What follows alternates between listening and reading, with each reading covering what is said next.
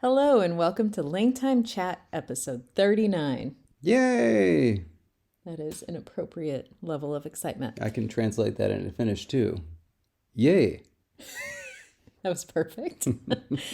All right, so this episode I decided to make it a little fun. Okay. It's another trivia one for David.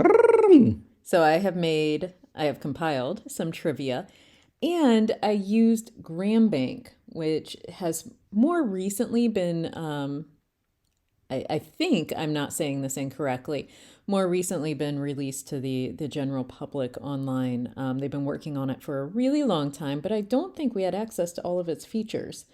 And now we do. And so I thought, what better way to get to know it than to make trivia to put David on the spot? That's a great idea. And of course, there's going to be some prizes associated with this trivia contest.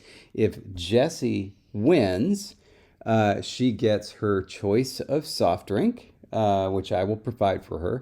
If I win, on the other hand, we're going to add a series of implosives to the dog language. Well, go ahead and I will write sound changes to kill them all, just like the uvulars. They will be gone. All right, so in all seriousness, no, this was a lot of fun. All right. For anyone who doesn't know, and if you are looking at the video, I did include just a screenshot of what the website looks like in case you land on it and wonder, like, did I find the right thing? And what's the URL? Well, just a second. I believe that's on one of the next slides. Okay, good. You can Google Grambank, but it's not Gram like our beloved Gram. It's GRAM, as in grammar, and then bank. And it apparently goes by some other names because I remember at one point it pulled up another name and I was not prepared to see it. And it may have been Glotto Bank or Phonobank or something. But anyway, like those are all apparently part of this larger Grambank project. And so here we go. I did. I put the website specifically for the features list. So this is not the homepage that I just showed you, but if you clicked on the menu option that said features, it would take you to this URL. And so grambank.clld.org would be the homepage. Yep. And then if you add the / parameters, you go to the features page, which is where I'm focusing. Right on. So that is the website. Again, you can also Google it. You'll get there. So one thing I want to say is that these features, unlike WALS, right? So I think a lot of you are familiar with the World Atlas of Linguistic Structures online. They also have a features list. They also have maps. So like Grambank and WALS are very similar in those ways. But unlike WALS, each of the features is set up as a yes/no question. And so languages are coded as either having the feature, not having the feature, or like question mark, as in like more work is needed on the language. And so they're basically using documentation of languages to identify whether these features are present or absent. I will say, though, there is one exception because as I was going through Grambank, I did see one question where it was like, basically, what is the order of demonstratives to nouns? And so it was not a yes/no question. It was like, it's either demonstrative noun, noun demonstrative, both, or not known. Should have been, present as in it has an order. Absent, it doesn't. Yeah. That's right. Well, here's the thing. As we do this trivia, we're going to have some visual cues for anybody who sees the slideshow or Okay. watches the video. We're not going to just use these cute little bullet points that are my little mouse working behind a computer ears. That's going to be reserved for the not known. Okay. We're going to have Oziyamosa for absent, as in, nope, it's as absent as Oziyamosa in Ingala. A little fox with a pencil, if it's present, because that means, yep, the feature is noted in this language. And then the working mouse, if it's not known because it needs more study. Got to send that mouse back to work. Yep. All right. And so that's going to help us here as I do this. Okay, so we're going to also focus on some recent features that, as we've been talking about the dog language and talking about nouns, we've had some questions where it's like, well, how common is this really? And so I was like, how cool. I'll tie that in and I'll really focus in on some of these noun and pronoun features that we've been asking about recently anyway. And so here we go. David, Yeah. your task. Okay. I'm going to give you a feature. Okay. You got to decide whether the majority of Grambank's documented NatLangs have the feature or don't have the feature. The way they do it in their system, it's always no, then yes, because it's a 0 for absent, a 1 for yes, Yeah. and then a question mark. And so the no will always be on top. Okay, but one of the answers isn't going to be not known? You don't have to guess that. Okay. Because it's always going to be a much smaller percentage that is not known Oh, all right. of the other ones in most cases. And so you won't have to guess, like that won't be. Your job is to say for the ones they do know, do you think it's more present or not? That's too bad. I like the little mouse. Oh, it'll be there. I'll bring it back. It's just you're not guessing. Got it. All right. Okay, here we go. So the very first feature that you come to is this one. Are there definite or specific articles? So a couple things here. Each feature is given a number. So if you're like on the website, this is feature GB Grambank 020. And so it's really feature 20 is what you're looking at. For this particular one, if you go into the features article, you'll see a note where because definite or specific articles, so like in English we have the morpheme that they're talking about though has to mark definiteness or specificity without also conveying spatial deixis. And so in other words, some languages will overlap and use demonstratives as a sort of definite marker. But if they do that, then they do not have a separate definite or specific article. English is a language that would be coded one as, yeah, it's there because we have the, and then we also have this and that separately for, demonstrative uses. And so, David. What about Turkish? It has a definite accusative. Well, that's a wonderful question. Because it doesn't have anything to do with spatial deixis. Well, then I think it would count.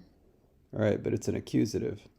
They do count in certain ones where it's like if it shows up in cases, like then it will count. So I would think it would count. All right. But I mean, I'm not sure. Okay. I'm answering this off the top of my head. And then also, what's the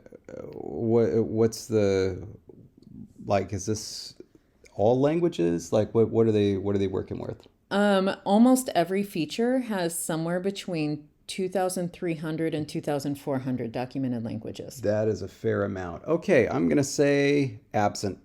All right. Dun, dun, dun, dun. And if you're playing along at home, get your answer set in your head because I'm about to tell you. David's right. So. Oh no, he's doing a dance. Oh no. 1, 4, 1. Woo! Okay. So Bah. That's my implosive B. Get ready for it. Bah, bah, bah. Bark.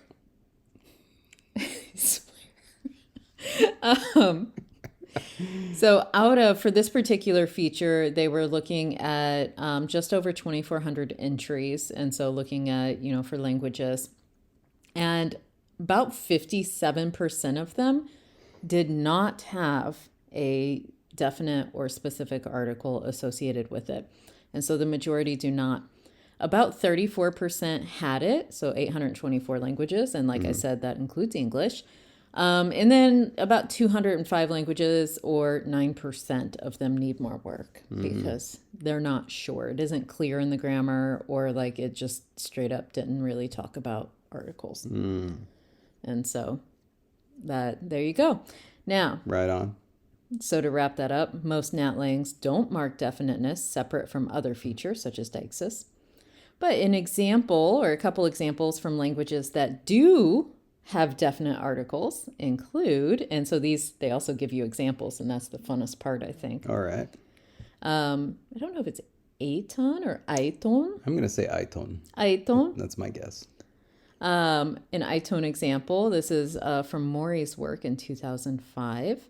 And it shows this example, Manan Amat Newa, where it literally breaks down into time that minister definite articles say.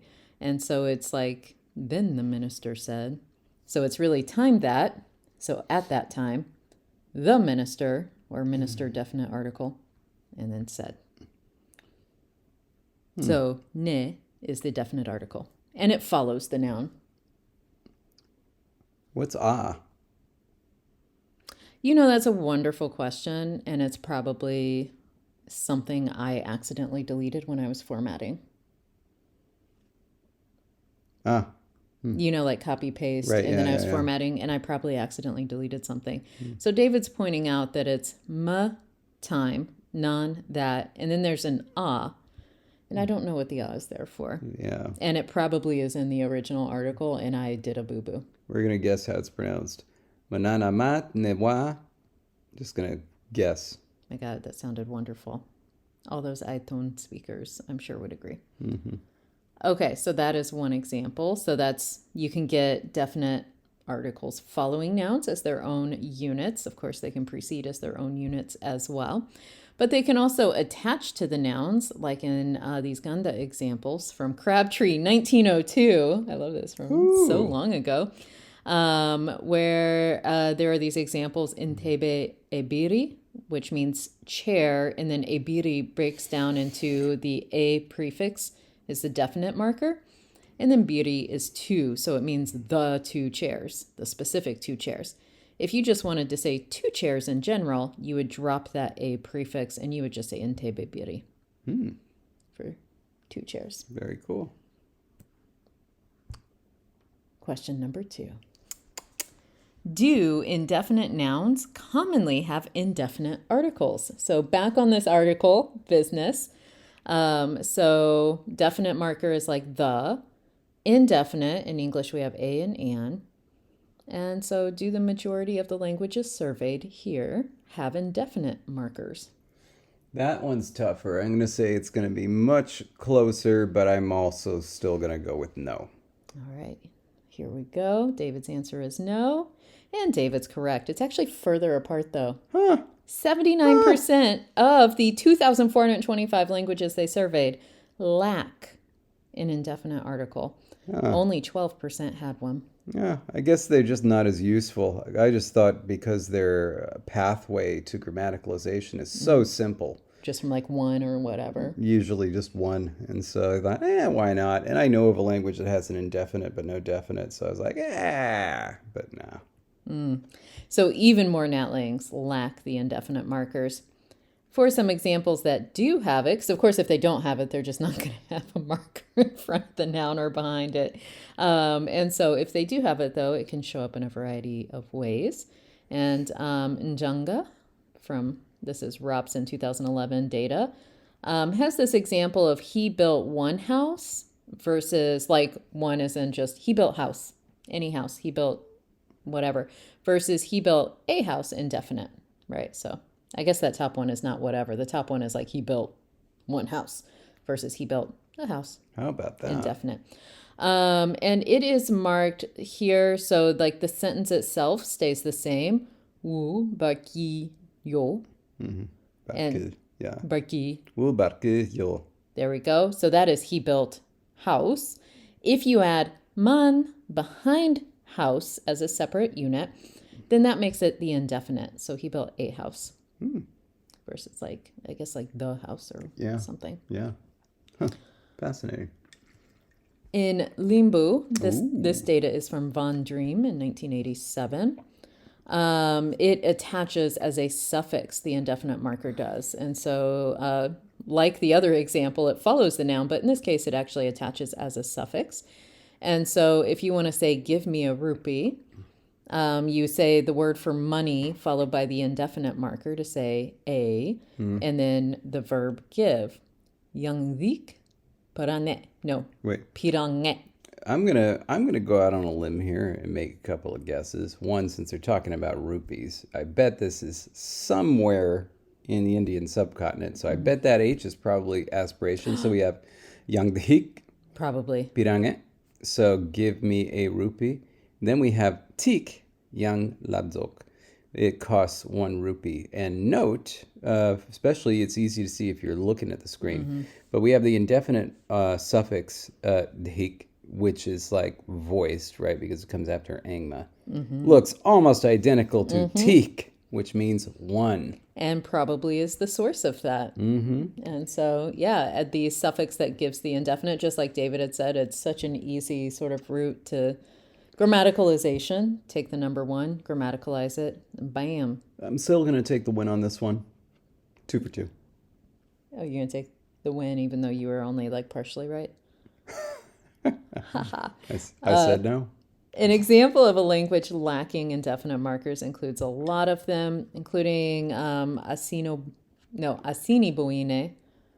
This is Cumberland 2005 data, where it's like you have a sentence with nouns like apple table on sit, and it could be the apple is on the table, or an apple is on a table, or an apple is on the table. Like it could be just mix and match. Are we sure this isn't a conlang? David is laughing. Taspa, awotapi, akan, uyaka. Uyaka. Uyaka. Uyanka. I don't actually know what It's that retroflex. A retroflex vowel? Yes. It's not a thing. I don't know. This is absolutely a conlang. Look at the word for hit.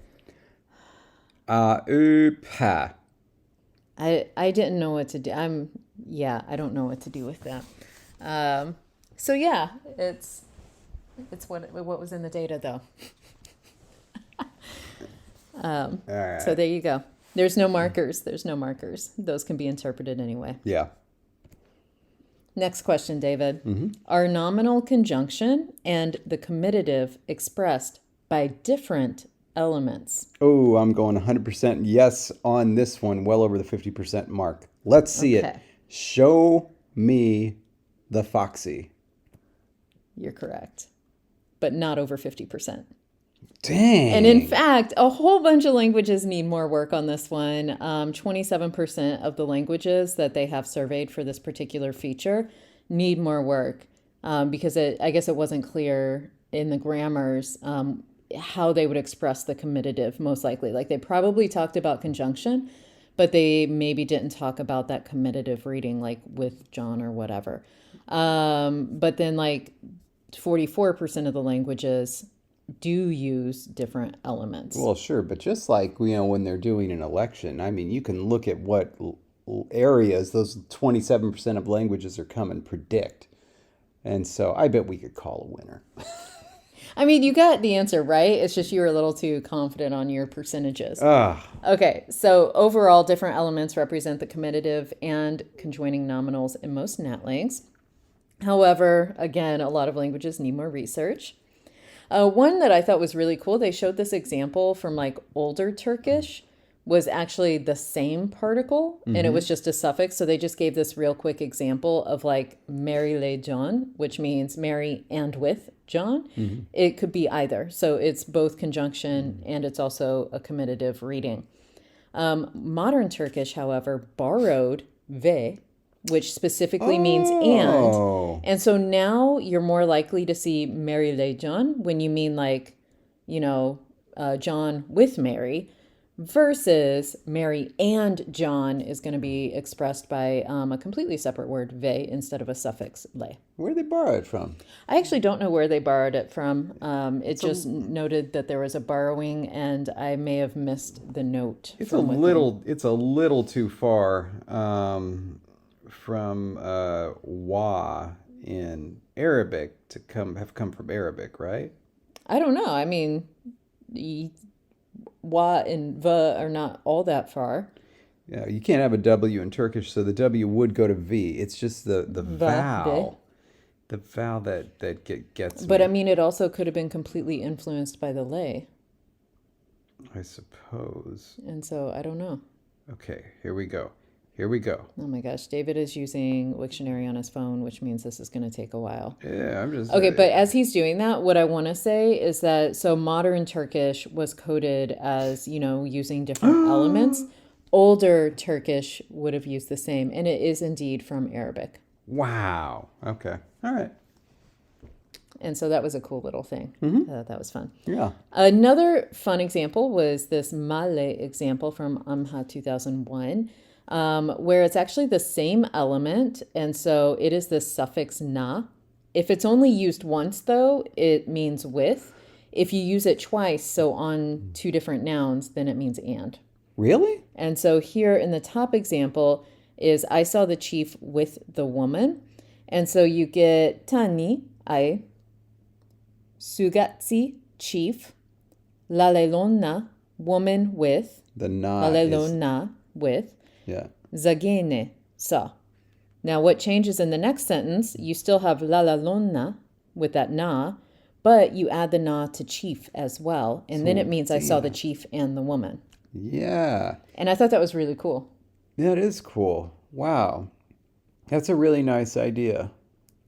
And this one, by the way, in case you're wondering, it was coded as having the same element for both, because even though the number of times it appeared differed in the two different contexts, it was the same unit. It was the same suffix. And so it was coded as having the same one. I think that's a little misleading, but I'll take it. I didn't do it. Yeah, I'm not in charge of the GEB. Okay, next question. Is there a difference between inclusive and exclusive? No. All right, I'm gonna go ahead and say this one shocked me. 51% of the languages showed that there was a difference between the inclusive and exclusive. Okay, but 4% are still out. This thing can tie. It's 45% to 51%. Unbelievable. But yeah. Unbelievable. And so, so slightly more Noutlings distinguish inclusive we from exclusive we. The data here, I didn't pull examples because it was less exciting because it was literally just charts. And so it was like, well, you can go look at the charts. I want to take a look at that data because you can do some really mousy things and count, I bet they could say that English does because you can say, you and me, versus, we but not you. Like, you never know how they're counting it. Well, you can check it out for yourself. If you do want to check it out, it's feature number 28. 28. And so you can go check that out. Okay, so sticking with pronouns for a little bit. Is there a gender distinction in independent third-person pronouns? And this includes gender noun class distinctions in the language's demonstratives. Yeah, that's a tough one. That is a tough one. Because essentially, right, you have all of Europe, the Middle East, Africa. Actually, no. I'm going to say no.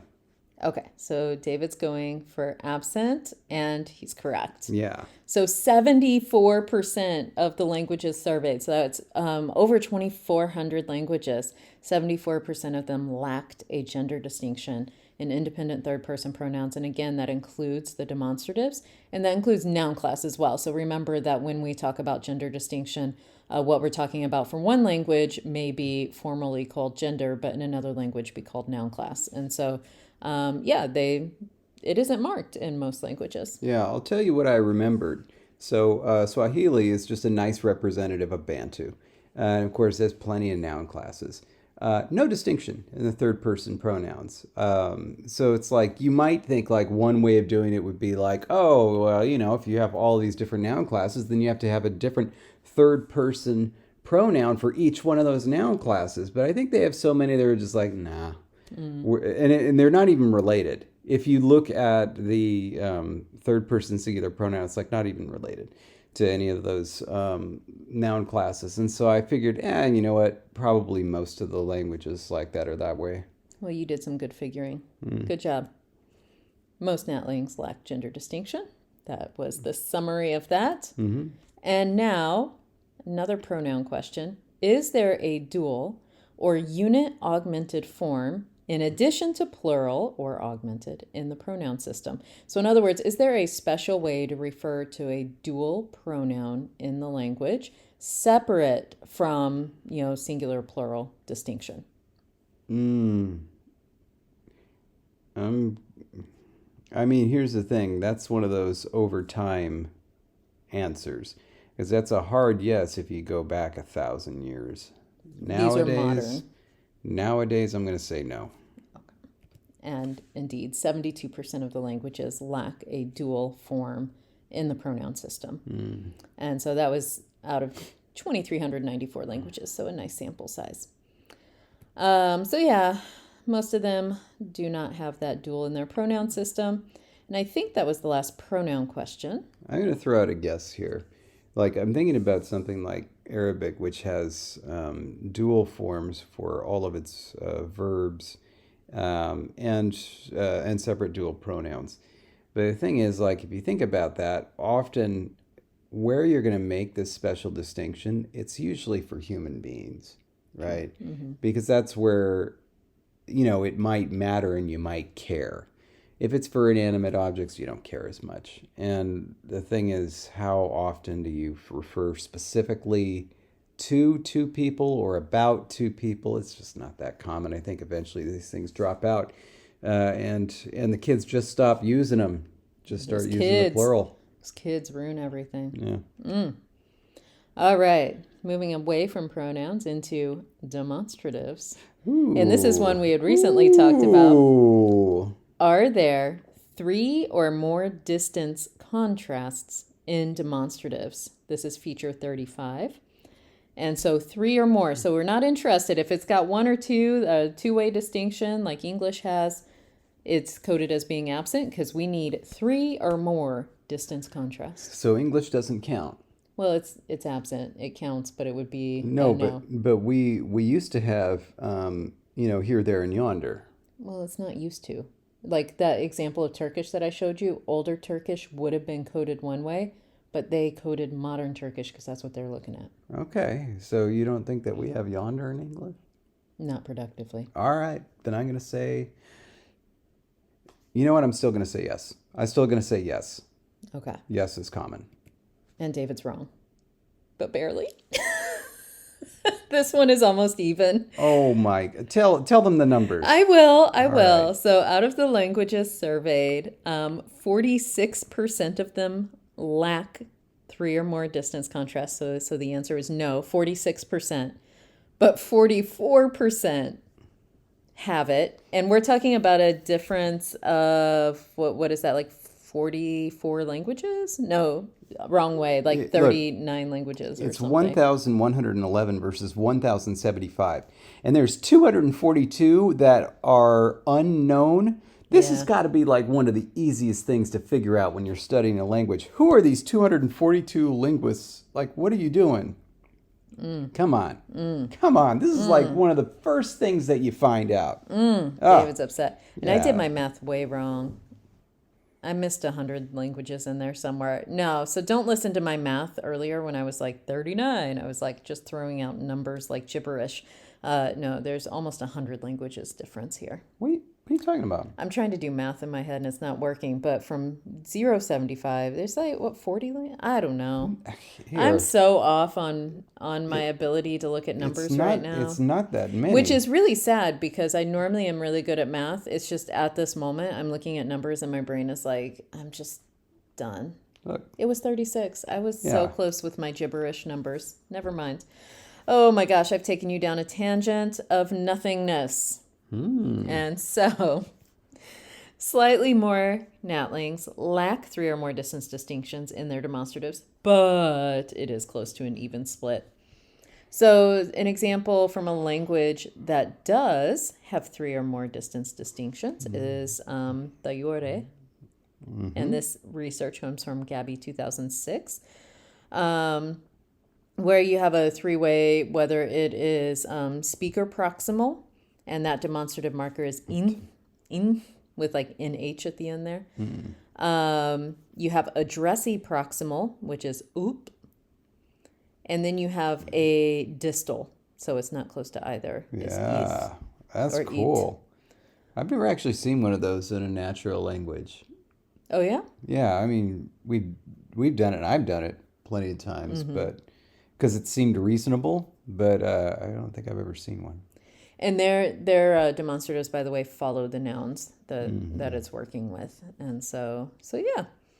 So that is an example there. Yeah, that one was actually, so David's pointing to an example where it's like literally the word was defined in all capital letters as if it was a noun class rather than an actual noun. And it was just defined as meat. Oh, But then if you look at the translation, it was animal. So it's like that animal is in the sentence glossing meat that. you know why? I bet they don't have a word for animal. And it's just the noun class marker that's Yeah. because if you look up above, these things belong to my children. That's the first example. It has a yuk, which is defined as like a class meaning thing, and then followed by the word warmin, which means thing. I think this one feels very much like an Australian language. I may be wrong, Yeah. but it reads to me as if it is one. But anyway, I can look at David and say, Pam it koming mintur. And that means that man has a nice face. Oh, well, that's very nice of you. Most Natlings, by the way, also lack visible, non-visible, and elevation distinctions in their demonstratives by a much higher margin. Oh, sure. Yeah, that's going to be rare. So those are features too, though, in the list. So you can go in and look at visible, non-visible, and then also elevation distinctions to look at data and information of languages that do have those distinctions. That wraps it up for demonstratives. Now let's talk more closely about nouns. Is there productive morphological plural marking on nouns? And this note is very important, so don't say your answer until I read this note. Okay. It restricts the yes answer. So if the answer is yes to this, there is productive morphological plural marking on nouns. That means it has a bound morphological marking. And so like a separate clitic or a separate word will not count. Okay. They also discounted reduplication strategies here because they are not considered separate morphological markings that could be productive and productively applied to other ones. And so they consider that different. And so keep that in mind as you answer this. Yeah. Because that can definitely sway what you're thinking. Yeah, I mean, the reduplication really hurts. I'm not going to lie. But I can see why they would discount something like, well, I guess most of the nouns in Hawaiian where plurality is done with a separate word that comes in front. However, they do have morphological plurals just for a very small set. I'm going to go ahead and say yes. Okay, so David says yes, there is productive morphological marking on nouns, and that is correct. About 53% of the languages surveyed had a productive morphological plural marking, compared to 43% that did not. And so examples from a language with such markings included, they gave Swedish as an example, where the word for boat, you have, båt, båtar is plural, in the indefinite, baten in the definite Båten. singular, båten, versus båtarna in the plural definite. Yeah. Whew. So that R is added, which I thought is cool because the plural marker is added before the definite marker. And so you can see that ordering in the plural definite form. Yeah. That R suffix comes right by the root. An example of a language that lacks bound plural markers includes Samoan. And so like the word for house is fale. And so if you're talking specific house, singular is le fale, where le is a separate word. Plural is fale. And then non-specific, like a house and, some houses, is se fale and ni fale. So again, like on the surface, it's like, but isn't that marking plurality? But because it is not a productive bound marker, it's coded as 0. That's really weird. Hawaiian has he for non-specific, which makes sense. Sure. Se goes to he. And it has na for plural, which is odd. It certainly doesn't have the bear that's something that just Samoan does. Na is always used for plural. And then it has ka and ke for the specific, and that certainly is unrelated. Yeah. And hale is the word for house in Hawaiian. Hale, H, so the F going to H. Nice. In case you're wondering, another feature you can explore is about singulative marking, and that for nouns is largely absent, as is dual marking. And so plural marking, if you are going to mark number on a noun, productively, it's going to be plural, not singulative or dual. Is the adnominal possessive construction different for alienable and inalienable nouns?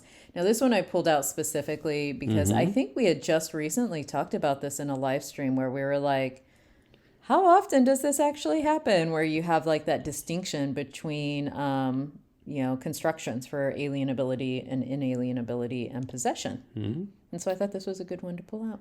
And I'm going to say it's not as common. It is. So David is saying it's not as common, so it's not Absent. different.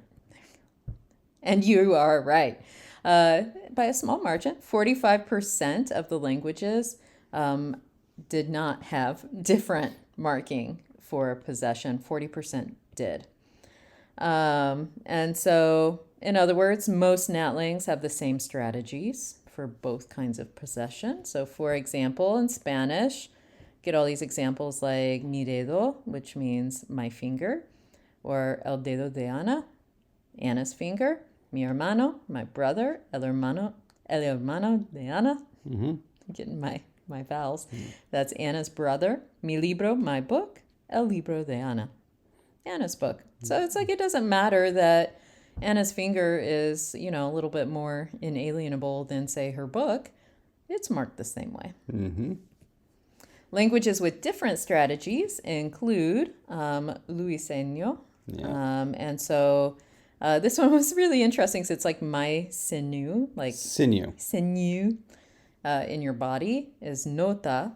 But you have to add another marker if you mean that it's like, it's my sinew that I'm using for like a bow. So it's not like from my body. It's like something I'm using to make a bow. So, like from an animal. And so you add the key suffix and it completely changes where it is and what it's doing. It makes it alienable. Yeah. And so thought that was cool. So nota key is the full thing there.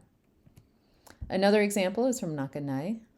And so this one has a separate word if it is alienable. So la lumataku is my house, but my hand is la limagu with gu as a suffix. And so it actually attaches right on. And so it looks like they could have come from the same source historically because taku and gu, maybe. Oh, I think they're exactly the same source. I think gu is being applied to a generic noun there, and these things are in apposition. Nice. And so that's kind of cool. In general, if you do distinguish alienability and inalienability, kin terms, so kinship terms, and body parts are considered inalienable by languages with different strategies. And oftentimes, inalienable possession is marked in those languages, while alienable possession is unmarked, where it's more about word order and side-by-side constructions. And I thought that was really cool. That is something that surprises me. It surprised me too. It's like, but like you can go down the notes in the features when you can, list it by language. And in the note section, it'll say like how it's marked. And quite a few of them have mentioned alienable possession is unmarked or determined by word order, while inalienable possession had like a special marking. Okay, on to adjectives. Do core adjectives, defined semantically as property concepts such as value, shape, age, dimension, do those adjectives act like verbs in predicative position? So in other words, do they have stative verbs for these kind of adjective? Oh, I'm going to say that's absent. Okay, so David's going no, and David is correct. Barely, 41 to 39%, with a whopping 20% of languages needing more work.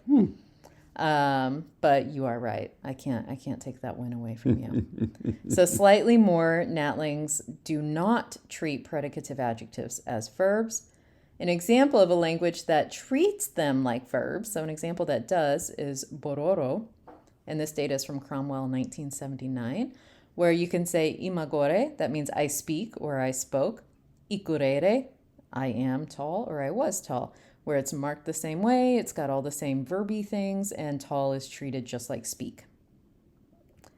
An example of language that treats them differently, they gave Irish examples from Green 1966. So Dan Tean. Sean means Sean went.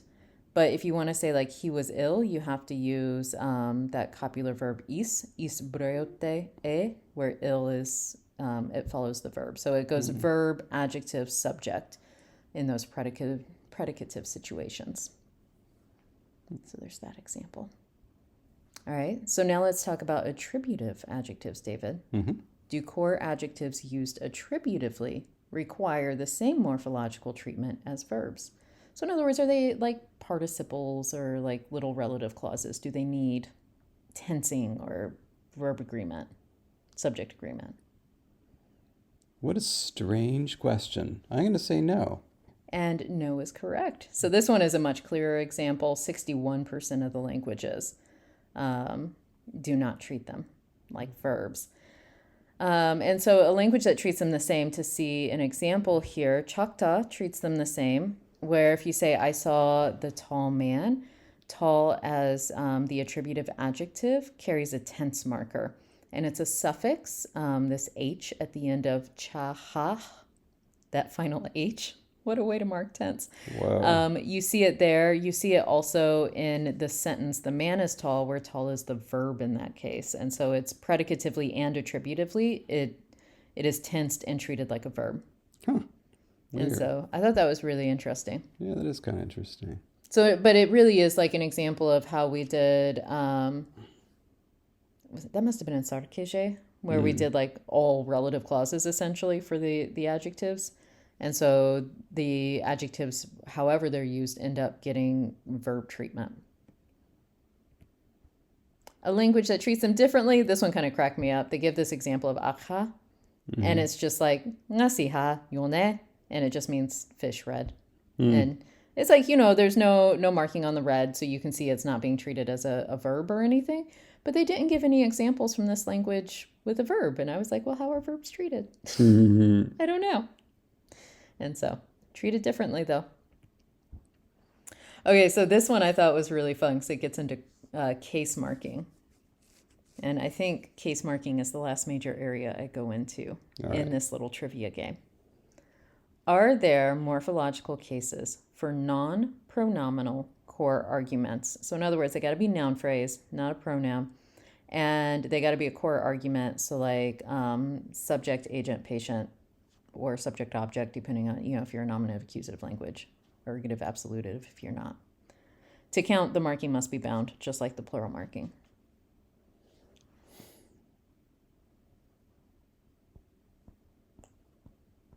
David's thinking. He is tapping his finger. His head is spinning. Oh, gosh. This is feature 70, by the way, if you want to go check it out on Grambank. I'm going to say no. And you are absolutely correct. This one shocked me. Shocked me. Not just shocked because it's absent, so morphological case marking is absent in more languages, but by the amount, because it's 62% of the languages surveyed lacked it, to 33% on the other side. And that just really, I was like, for core cases, for those core arguments, I really thought there would be a bigger marking there. But no, most NatLings actually lack marking for core arguments. An example of a language that marks everything is Warongo. It's just everything is marked. And so this sentence, my dog drank water. First of all, I would like to point out that the word translated as my is ngagongomaniyo. All of that means my. I mean, there's more going on there because it's like first singular, it's got like a genitive form, it's got an ablative markers for some reason, plus an ergative marker to agree with the dog, who is also ergative. That's what we call suffix Aufnahme. I mean, it is the longest word in the sentence is my. Dog is gando ngo, and then gamo is water, and then bia is drink. But yeah, that first word is huge, and it just means my. Wow. A cool example of core marking occurs in Mundang. This is from Elders 2000. And I call this one cool because it's the plural marker that marks whether it's a core argument. So the plural suffix only shows up on non-subject elements on the nouns. So if it's a plural subject, it is not marked even if it's intended to be plural. Instead, the verb is marked with plural. Yeah. And so the examples here is I have seen the elephants, where elephants is not the subject. And so it has the ra suffix. That's the plural marker. So ba ra is elephants because it's not the subject. The other example was people slaughter a goat, where people is not marked. Za is just the subject noun. But the verb then carries the ra suffix. It's the same suffix, whether it appears on a verb or a noun. But again, because it's the subject that's plural, it gets shifted to the verb. Yeah, this reminds me a little bit of Austronesian alignment, except with plurality. It's one of those things where it's like honestly, you'd think a conlanger would come up with it, and yet here we have it in a language. It's pretty cool. So cool. So cool. Speaking of cases, Yeah. are there morphological cases for oblique non-pronominal noun phrases? In other words, not the subject, agent, patient. Yeah, I'm still going to say no, but I think the percentage is going to be a lot closer. And you're absolutely right. So the answer is still no. But now instead, if you recall from that core cases, it was 61%, I believe, lacked it. Now only 50% of the languages lack it for these oblique non-pronominal noun phrases. And so, in other words, slightly more natlings lack those case markings. Examples from a language that does includes Warango, because they mark everything. And so this sentence is let's sit down in the good camp. And in this case, good and camp are both marked with the locative case marker. And so, I mean, just so long. I mean, I should never be afraid of having long roots after seeing Warango. I like seeing this though because it's like the let's part. It's just nothing there at all. It's so it's just nothing is on the verb. There's just we too. There's nothing in there about that's changing it from sit to let's. So it's just like that's nice. That is nice. That's nice. No. I accidentally pushed the arrow to the Yeah. next slide. Another example that marks oblique zuni. arguments is zuni. And so, like, if you want to say he went to gallop, you would say kalapa queen with the suffix queen, meaning like a directive. Yeah. And then if you want to say, like, we stayed at their houses, you would use the on locative suffix on kapkwe one. I don't know what the apostrophe there would be. Yeah, There's I like don't know a either. really weird There's apostrophe. a glottal stop there. I know. and it's There's like, a glottal stop between a K and an A. I don't know how to treat that. But there's a locative marker.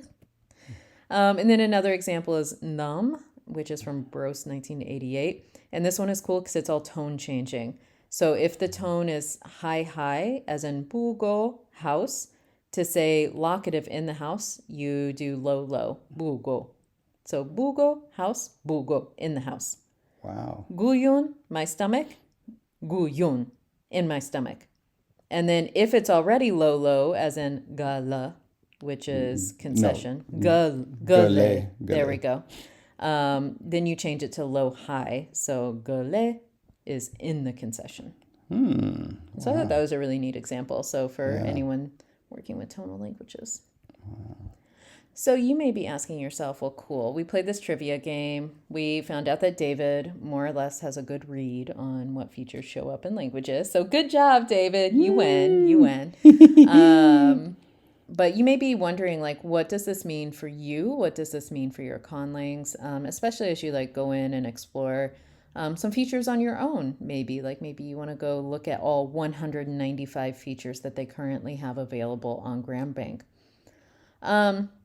Well, first of all, it doesn't mean much, actually, other than the fact that these features exist in languages, which means they're illicit things that you can consider including in yours. By no means do you have to like go through and be like, oh, it's the majority, so I guess that's what I need to do. Or, oh, I want this one to be so super strange. I'm going to go, what's not in the majority for every single feature. Like, no. Really use it as a sounding board for understanding that like these features occur in languages. And like, explore the examples, because the more you explore those examples, I think the more inspired you can get. And seeing things like, I can't tell you how excited I was about that plural example with the like elephant only getting marked if it's not a subject, and then the verb getting marked otherwise. Things like that. It's like David had said, these are things you would think that could show up in a conlang, but then to see it in a natural language and to see how it's used, I don't know, it's like so exciting to me. And so, all that is to say, this doesn't mean that it's going to change, how you consider features for a language, but it sure as heck can inspire you to include some features in your own. Also, be sure to check out those examples. I just said that, and I forgot I made a whole slide about it. And so here we go, repeating myself. Check out the examples. They're super cool. So actually go into the features.